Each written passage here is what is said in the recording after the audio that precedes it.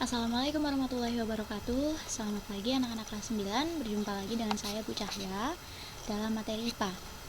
Minggu kemarin kita sudah membahas mengenai sistem perkembangbiakan tumbuhan. Nah, hari ini kita akan membahas mengenai sistem perkembangbiakan pada hewan. Kemarin kan sudah sistem perkembangbiakan tumbuhan. Nah, sekarang sistem perkembangbiakan hewan. Kalau misalkan yang kemarin sudah lupa, silahkan dibuka lagi catatannya. Nah, sebelum mulai belajar, mari kita bersama-sama membaca Bismillahirrahmanirrahim. Nah, jadi sistem perkembangbiakan pada hewan itu dibagi menjadi dua. Yang pertama, perkembangbiakan secara aseksual, dan yang kedua, perkembangbiakan secara seksual. Aseksual itu berarti nama lainnya, masih ingat? Vegetatif atau tak kawin. Artinya dia tidak memerlukan pertemuan antara gamet jantan dan gamet betina. Kalau perkembangbiakan secara seksual, nama lainnya masih ingat? Ya, generatif atau dengan cara kawin. Artinya dia memerlukan pertemuan antara gamet jantan ataupun gamet betina. Gamet itu apa sih, Bu? Gamet itu kalau laki-laki namanya testis, kalau perempuan ovum. Tapi kalau pada bunga, masih ingat nggak? Kalau pada bunga, alat kelamin jantannya namanya benang sari. Kalau pada betina, namanya putik. Masih ingat ya?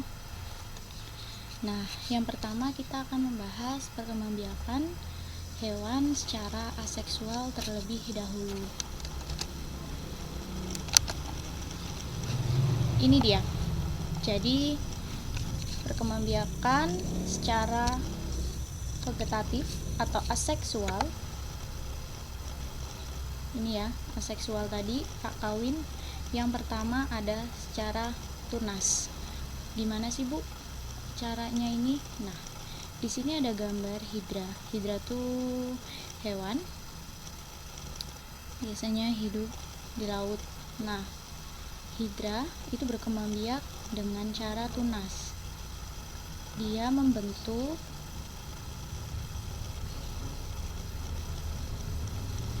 tonjolan pada bagian tubuh induknya.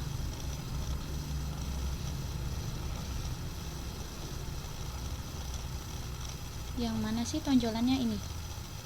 Dia membentuk tonjolan pada bagian tubuh induknya. Induknya ini ya, yang besar ini kan induknya nih.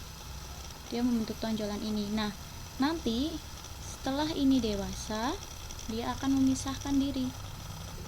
Setelah dewasa akan memisahkan diri.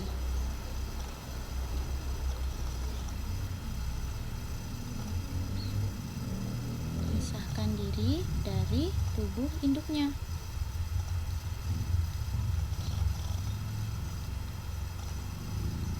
Paham ya? Kemudian yang kedua, ada secara fragmentasi. Fragmentasi itu yang gimana? Fragmentasi itu dengan membentuk potongan-potongan tubuh. Membentuk potongan tubuh.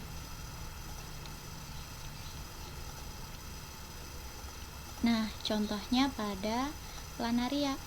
Planaria itu apa? Planaria merupakan cacing pipi. Nah, lihat deh. Jadi, yang pertama kali induknya tuh ini. Ini induknya. Terus dia terpotong bagian kepalanya, terbentuklah ini. Kemudian dia terpotong lagi bagian ekornya, membentuklah ini. Nah, yang tengah dia masih hidup seperti ini, tetap di sini. Kita lanjut yang sebelah sini dulu. Nah, dari kepala dia akan membentuk bagian tubuhnya yang bawah ini. Kemudian ini yang bawah kan, nah dia akan membentuk bagian tubuhnya yang atas. Loh Bu, yang ini tadi mati nggak induknya? Enggak, induknya nggak mati. Terus yang induknya tadi akan membentuk ini dan lengkaplah seperti ini lagi. Jadi cacing pipih tidak akan mati karena memang cara perkembangbiaknya fragmentasi, yaitu terpotong-potong bagian tubuhnya. Loh Bu, kok nggak mati? Iya, karena si planaria atau cacing pipih mempunyai namanya stem cell.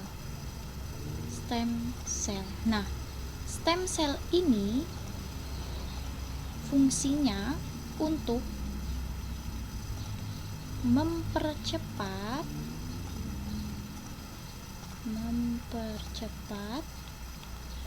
terbentuknya bagian-bagian tubuh,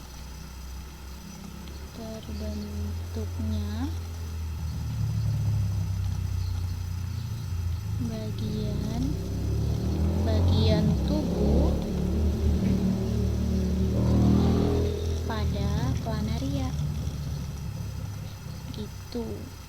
Makanya si cacing pipih ini nggak akan mati meskipun dia terpotong-potong tubuhnya dan membentuk individu baru, karena ingat, planaria punya stem cell untuk mempercepat terbentuknya bagian-bagian tubuh. Nah, stem cell dewasa dinamakan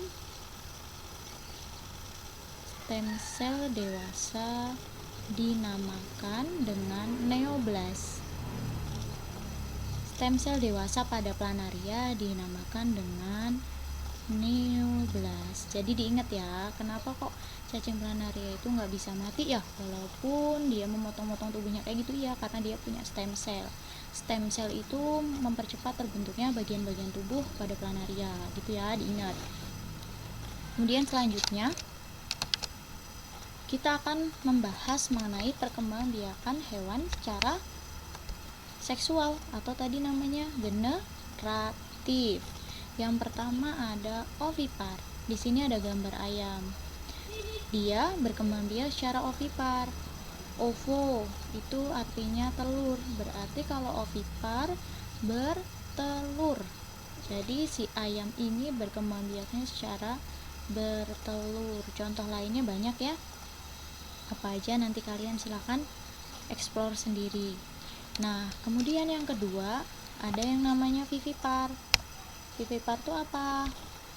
Vivipar itu artinya melahirkan. Contohnya hewan sapi. Paham ya? Dan yang terakhir ovovivipar. Ovovivipar artinya, ingat ovo tadi bertelur. Vivipar itu melahirkan. Nah, jadi ovovivipar itu artinya bertelur melahirkan. Contohnya apa? Contohnya ikan hiu. Gimana sih Bu bertelur melahirkan itu? Jadi ketika di dalam rahim berbentuk telur.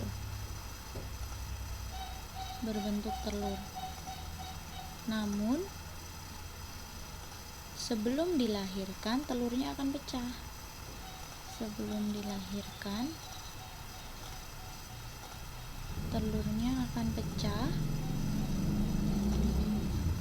Dan kelihatan tuh nanti bentuk ikan hiunya. Jadi bukan bentuk telur lagi, tapi udah